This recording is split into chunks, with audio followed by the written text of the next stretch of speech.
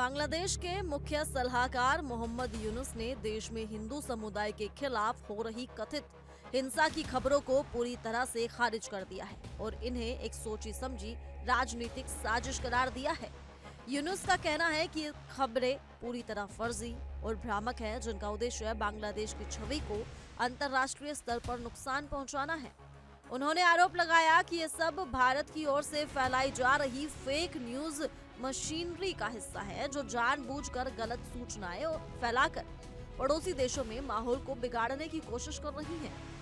मोहम्मद यूनुस ने ये बयान एक इंटरव्यू के दौरान दिया, जिसमें उन्होंने कहा कि भारत में आजकल झूठी और गढ़ी गई खबरें फैलाना एक आम चलन बन चुका है।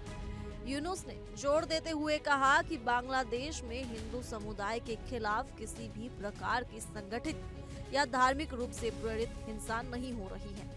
उन्होंने कहा कि देश में कभी कभी जमीन या संपत्ति से जुड़े विवाद या फिर पड़ोसी के आपसी झगड़े जैसी स्थानीय कारणों से घटनाएं होती हैं, लेकिन उन निजी झगड़ों को धार्मिक रंग देना पूरी तरह गलत और खतरनाक है। यूनुस का दावा है कि बांग्लादेश सरकार ऐसी किसी भी स्थिति को लेकर पूरी तरह से सतर्क और संवेदनशील है और किसी भी समुदाय के खिलाफ हिंसा बर्दाश्त नहीं की जाएगी। हालांकि अंतर्राष्ट्रीय रिपोर्ट्स और मीडिया में बांग्लादेश में हिंदू समुदायों पर हमलों और उत्पीड़न की कई घटनाओं का उल्लेख किया गया है। विशेषकर शेख हसीना सरकार के पतन के बाद का दौर इन घटनाओं को लेकर चर्चा में रहा है।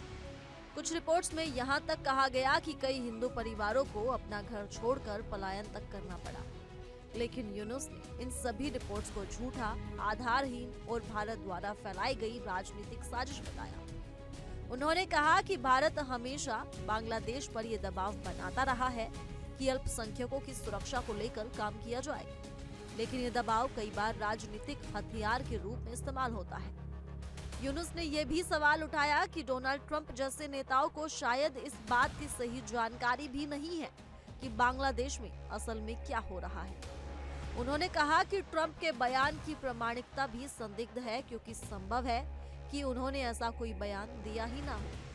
गौरतलब है कि पिछले साल नवंबर में ढाका की सड़कों पर लगभग 30,000 हिंदुओं ने बड़ा प्रदर्शन किया था।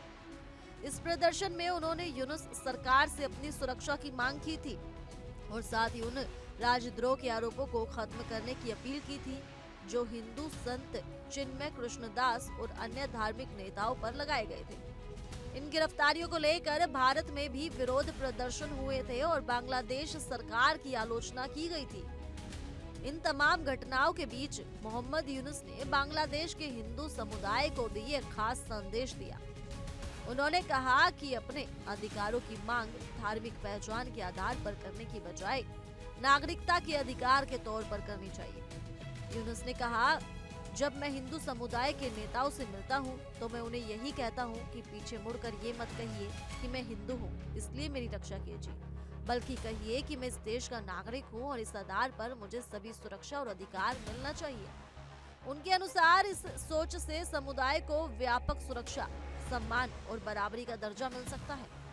इस पूरे घटनाक्रम से ये साफ होता है कि बांग्लादेश सरकार अपने ऊपर लगे आरोपों को सिरे से नकार रही है, जबकि अंतर्राष्ट्रीय और भारतीय मीडिया में इन घटनाओं को लेकर लगातार चिंता जताई जा रही है। अब ये देखना दिलचस्प होगा कि आने वाले समय में यूनुस सरकार इन मामलों को कैसे हैंडल करती है और क्या वास्तव में अल्पसंख्यक समुदाय के लिए बांग्लादेश सुरक्षित बन पाता है या फिर नहीं। फिलहाल के लिए इस रिपोर्ट में सिर्फ इतना ही। ज्यादा जानकारी के लिए जुड़े रहिए इंडिया डेली के डिजिटल प्लेटफॉर्म के साथ।